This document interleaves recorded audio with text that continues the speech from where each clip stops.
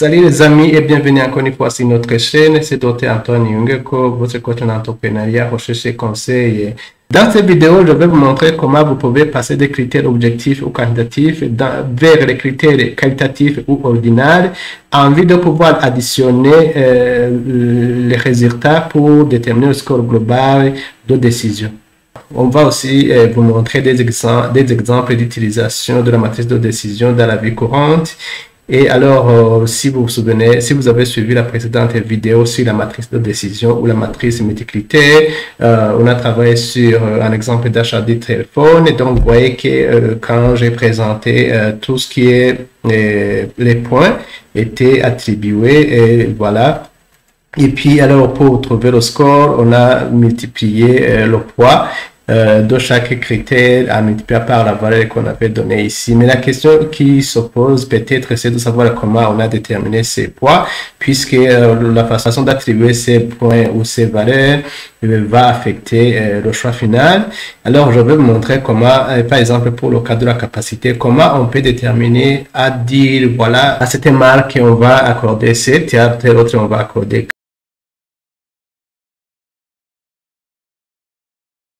4 ou à tel autre, on va accorder 5. Donc, c'est la question qu'on peut se poser. Pour être plus objectif et pour éviter toute spéculation dans les analyses, il faut être précis en donnant des échelles ou en fixant des échelles. Et celui qui a dans telle ou telle autre échelle, alors on va avoir une note correspondante. Alors, pour rappel, ici, quand vous avez déjà fixé ça, vous avez déjà cette matrice. Pour remplir ça, il suffit juste d'analyser le dossier et de compléter. Alors, chaque ligne en fonction de la note obtenue. Alors, pour avoir le score global, c'est juste la multiplication de ça fois ça. Puis ça, donc le poids pour l'apparence, pour la valeur obtenue, pour la marque, et puis pour le prix aussi, c'est ce poids-là, multiplié par le point ou la valeur obtenue, ainsi de suite. Donc, je peux juste vous rappeler la formule. Donc, voilà, la formule, c'est égal. Donc, j'utilise la fonction Excel, SUMPLOAD, c'est juste pour vous rappeler la fonction pour pouvoir multiplier ça automatiquement. Je sélectionne ça, ces valeurs, et puis alors souvenez-vous, j'avais donné le nom à ces critères, c'est pourquoi vous voyez que c'est ces coefficients, et puis je multiplie avec ça, pardon, ici, et je fais entrer, et puis je copie. Ici, je fais juste le rappel de la vidéo précédente et je copie partout. Et pour faire ça, en mise en surbrillance, j'ai dit qu'il faut juste sélectionner ça. Et vous venez ici, mise en forme conditionnelle. Vous choisissez ici, vous venez ici. Et puis, vous choisissez 10 valeurs les plus élevées.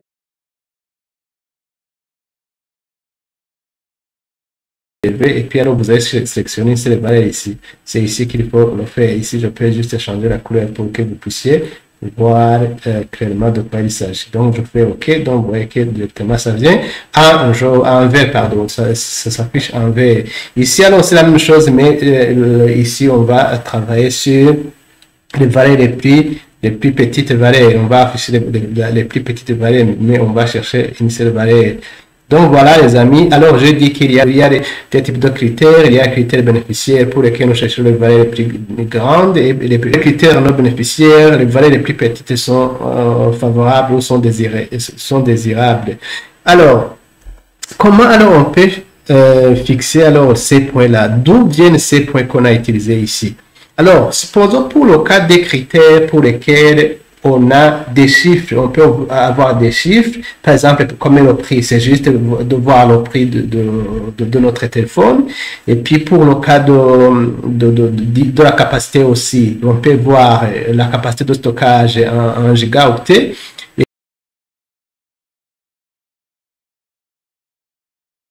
Et pour le poids aussi, on peut mesurer, si vous voulez, on peut voir le poids du téléphone.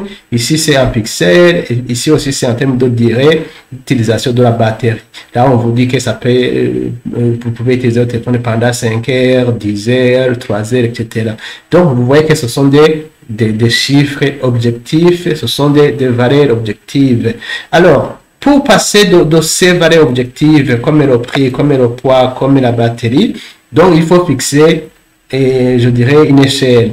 Alors, c'est ça que je peux vous montrer, les amis, dans cette vidéo. Alors, pour le prix, par exemple, vous pouvez dire, voilà, si le coût dépasse 1000 $, je vais alors qualifier de ce téléphone qu'il est très cher. Et là, je vais donner 1. Pourquoi je donne 1? Parce que c'est une valeur, le coût, c'est un critère non bénéficiaire. Donc, nous cherchons un téléphone qui est de moindre coût. Alors, vous continuez en disant, si le prix est compris entre 800 et 1000 $, donc vous allez dire que c'est cher. Dans ce cas, on va donner 2 points. Et puis, si le prix est compris entre 600 et 800, donc vous allez dire que c'est moyennement cher. Et si le prix est compris entre 500 et 600, vous allez dire que c'est pas trop cher. Et puis, si le prix est inférieur à 500, alors vous allez dire que c'est moins cher. Donc, en réalité, le téléphone le plus désirable ici pour ce critère, c'est le téléphone qui coûte moins de 500 $.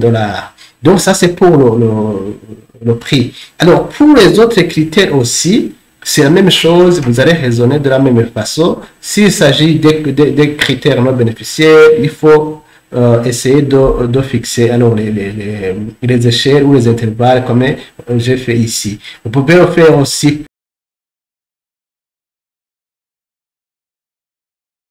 pour le cas de la capacité.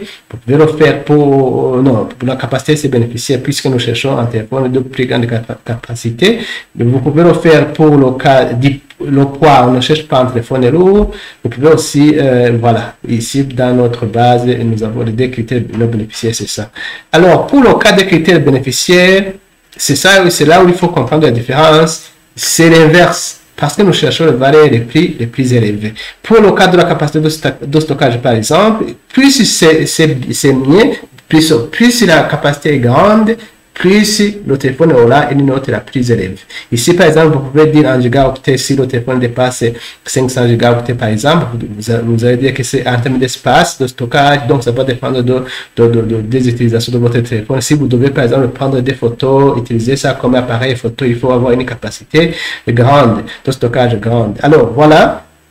Et si ça dépasse 500, vous allez dire que c'est extrêmement suffisant, donc en termes de capacité. Donc, si c'est compris entre 256 et 500 gigaoctets, vous allez dire que c'est très suffisant.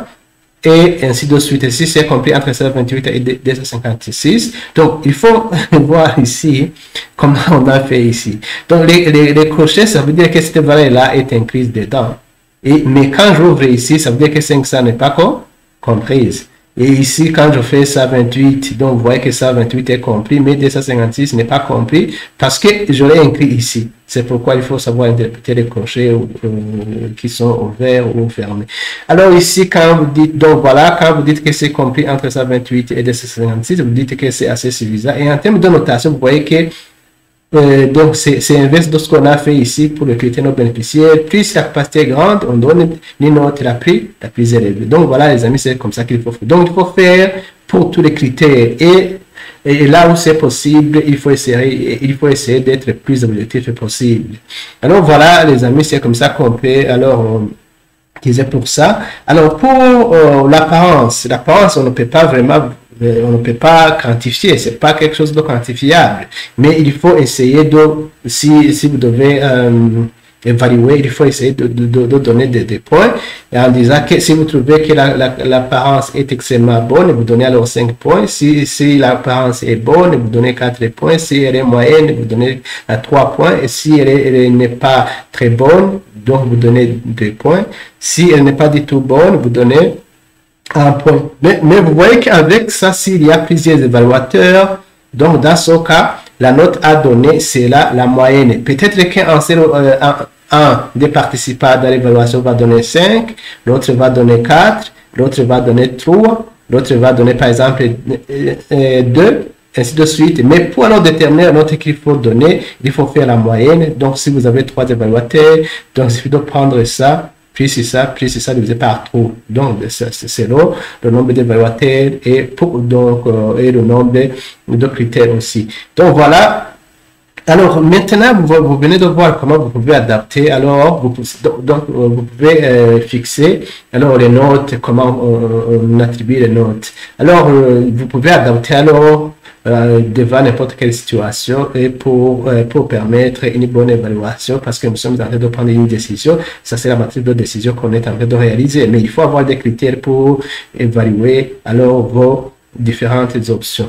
Alors, maintenant, quels sont les exemples d'utilisation courante de cette matrice? Est-ce que cette matrice peut être utilisée dans la vie courante? Oui, la matrice peut être utilisée dans la vie courante, que ce soit pour le cas des entreprises, que ce soit pour un individu dans la vie privée, dans la vie de tous les jours. Et par exemple, ici, je vous montre des exemples avec des critères d'évaluation. Par exemple, vous voulez déménager, vous voulez choisir un quartier. Alors, pour choisir un quartier, donc voilà, il faut fixer des critères. Il y a plusieurs quartiers, comme vous le savez, il y a plusieurs villes, etc. Mais pour fixer le quartier qu'il faut choisir, il faut quand même des critères. Donc, vous devez fixer des critères d'évaluation. Ici, par exemple, ce sont des critères que je donne au hasard, mais que je donne en guise d'exemple, mais vous pouvez alors fixer d'autres critères selon vos choix. Ici, par exemple, vous pouvez considérer le loyer. Donc, ici, il faut mettre en termes monétaires. Si, par exemple, le loyer coûte autour de $500 ou $300 ou $400, etc. Ici, vous devez montrer ce que devant chaque ville, le coût en termes de valeur, en termes de valeur, donc de loyer. Et puis aussi, en termes de qualité de vie, par exemple, s'il faut considérer l'accès à l'eau, l'accès à l'électricité, un quartier, par exemple, vraiment construit. Donc, vous voyez que c'est quand même, c'est plus propre. Ici, alors, vous allez encore une fois donner. Mais ici, alors, oui, vous pouvez donner des points si vous pouvez, par exemple, considérer en termes d'années de construction, en termes, par exemple, d'une route qui est goudronnée, une route qui est pavée, une route qui n'est pas pavée. Donc, tout ça, ça renforce. Donc, ici, vous allez donner des points. Et puis, alors, en termes de proximité du lieu de travail, donc en termes de s'il faut marcher, par exemple, à pied, s'il faut marcher, s'il faut prendre un bus, ça va être, ça va vous prendre combien de temps? Donc, ici aussi, si c'est proche, vous donnez plus de points. Si c'est éloigné, vous donnez moins de points, comme on a fait pour l'apparence. Plus si c'est proche, plus vous donnez plus de points, parce que proximité, c'est un facteur. Si nous utilisons les kilomètres, la proximité devient un critère non bénéficiaire. Si nous comptons en termes de kilomètres, ça veut dire que plus il y a près de kilomètres, plus c'est mieux par rapport à votre lieu de travail. Donc ici, vous comptez en termes de kilomètres. L'endroit où, si par exemple c'est 3 kilomètres, l'autre 5 kilomètres, l'autre 6 km. Donc, celui qui a 3 km, là où il y a 3 km, la localité qui aura, la ville qui aura 3 km, aura plus de points. Et ça va suivre là où il y a 5 km, et ainsi de suite. Le dernier sera qui aura peu de points, c'est la ville qui présentera plus de kilomètres. Et puis, aussi, vous pouvez considérer, si vous avez des enfants qui vont à l'école, par exemple, vous pouvez considérer la proximité par rapport à l'école. Là aussi, c'est la même chose. Si il y a peu de kilomètres qui séparent l'école et l'endroit où vous allez vous installer, s'il y a peu, vous donnez plus de points. S'il y a beaucoup de kilomètres, vous donnez peu de points. Et puis ici, c'est la même chose avec la proximité des amis comme les membres de la famille, par exemple. Et là aussi, c'est la même chose, même raisonnement. Et si vous êtes chrétien que vous devez aller à l'église, là aussi, vous pouvez considérer ça. Ici, peut-être, je peux insérer, vous pouvez insérer un autre critère en rapport avec, par exemple, l'accès aux moyens de déplacement, parce qu'il y a des fois où là vous allez vous installer, vous ne pouvez pas avoir l'accès aux moyens de déplacement, par exemple, pour accéder, par exemple, au mode de transport, ça peut prendre beaucoup de temps. Accès aux moyens de déplacement. Ça peut être un critère que vous pouvez considérer. Donc voilà, là aussi, il y a un accès au moyen de déplacement, vous donnez plus de points. S'il n'y a pas accès au moyen de déplacement, vous donnez point P de points, ainsi de suite. Alors voilà, avec ça, je pense que ça, vous voyez que ça peut vous aider dans la vie de tous les jours pour pouvoir justement essayer de prendre une bonne décision. Et puis, autre exemple, c'est le choix d'un moyen de transport, c'est la même chose. Donc, vous voyez que là aussi, vous pouvez utiliser dans la vie de tous les jours. Donc, ici, vous voyez les critères, par exemple, en termes de rapidité, en termes de confort, en termes de sécurité, en termes de coût, en termes de disponibilité. Et ici, vous donnez, c'est toujours la pondération de vos critères. Ici, par exemple, vous pouvez dire voiture, taxi voiture, en termes de rapidité, est-ce que le taxi voiture est rapide? Est-ce que en termes de confort, est-ce qu'il y a du confort, etc., etc. Et puis aussi, vous comparez avec le bus, et puis vous comparez avec, par exemple, les taxis, motos, etc., etc. Donc, vous voyez que vous pouvez alors décider pour le moyen d'un moyen de transport qu'il faut emprunter en fonction de ces différents critères. Par exemple, en termes de sécurité, est-ce que les motos, quand vous comparez la sécurité et quand vous êtes sur une moto et quand vous êtes en bus, est-ce que c'est la même chose ou quand vous êtes en taxi, est-ce que c'est la même chose? Donc, et en termes de rapidité, la moto peut être très rapide, mais en termes de sécurité, par exemple, et en termes de confort, vous voyez que la moto va avoir peu de points. Donc, vous voyez qu'en combinant plusieurs critères, ce sont des modèles compensatoires, en combinant différents critères, vous pouvez prendre une bonne décision dans la vie de tous les jours. Ce n'est pas uniquement réservé aux entreprises, mais aussi ces modèles-là, ces matrices de décision peuvent aider dans la vie de tous les jours. Donc voilà les amis, c'est ça que je voulais vous montrer, comment alors on arrive à déterminer les points pour les critères et alors comment on peut utiliser ça, ces matrices de décision dans la vie de tous les jours. Et j'espère que cette vidéo va vous aider toujours dans la prise de décision. Et si vous avez aimé cette vidéo, n'hésitez pas de la partager, de la liker. Et si jamais vous n'êtes pas abonné sur notre chaîne, n'hésitez pas de le faire pour ne pas rater les prochaines vidéos. À la prochaine vidéo. Bye.